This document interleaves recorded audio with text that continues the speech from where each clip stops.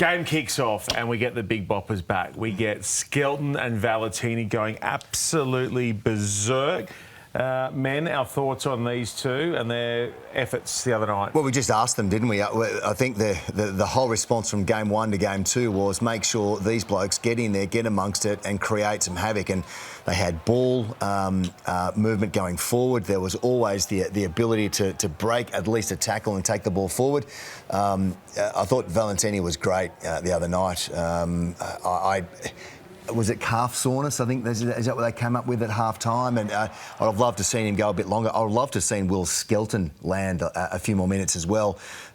This is the obviously little sort of push and shove, and wasn't it great? He was laughing. He had five blokes, and they were looking up at him. Very rarely Maro Tujay looks up. Oh, it was fantastic, wasn't it? And that's what the response from that Curry tackle on Liner the week prior. And it's small. You can't throw a punch anymore, but you've got to assert your dominance. And Will got in there, whether or not he didn't hear the whistle at all, but it got the crowd going, it got the team going, and all of a sudden they were just pumped. Yeah, it tells us, right, like physicality, big men. This is Test rugby, right? It's simple physics sometimes. And when defences are so well organised, that extra metre in contact is gold. Crucial, it's gold. We see it in Super Rugby, we see it at club level, OK?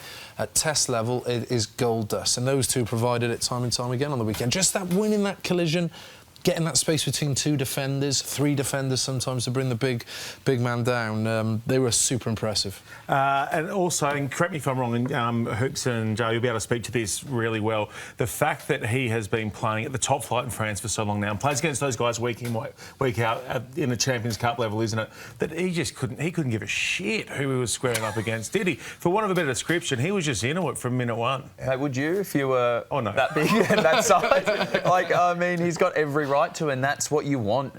You know, when you look at your big men to be alongside you in a match, you need that from them because, like JR says, it's important to get that extra metre, but it's also attritional as the minutes go on in the game, and you're tackling. You know, that's fine 5 minutes into the game, but then you've got to start tackling them at 55 minutes and 60 minutes, or then you've got Max Jorgensen on the edge or Keenan who can just run rings around you.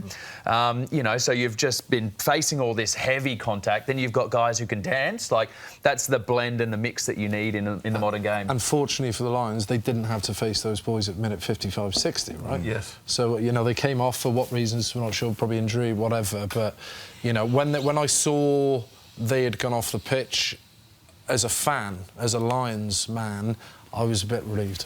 Okay. And you can imagine what the players felt.